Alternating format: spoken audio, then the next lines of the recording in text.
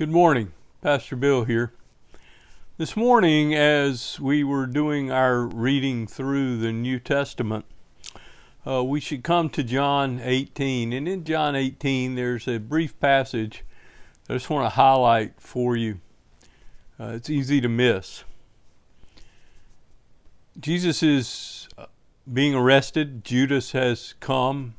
The other disciples are there with Jesus. And as you know, in John 18, verse 10, it says that when they came to surround Jesus, that Peter, who had a sword, drew it and struck the high priest's servant, cutting off his right ear. Then Jesus commands him, it says, "Put away your sword. Shall I not drink the cup the Father has given me?" In that brief statement and scene, we have two things going on. We have Peter, who thinks that he is furthering the kingdom of God by defending Jesus with his sword.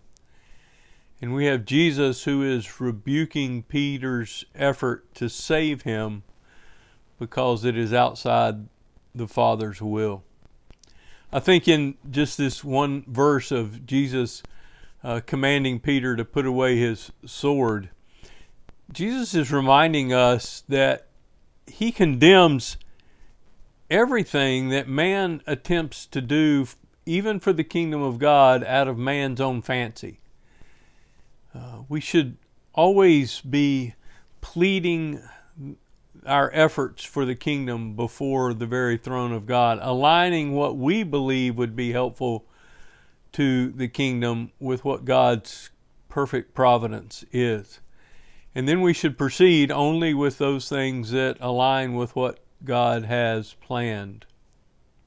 Peter was doing something that probably any of us might have done, and yet it would have been to thwart the will of God. And so Jesus condemns it. And so he condemns our human efforts to further the kingdom.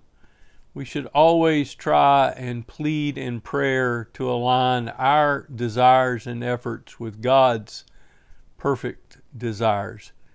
And it is only then that we further the kingdom of God.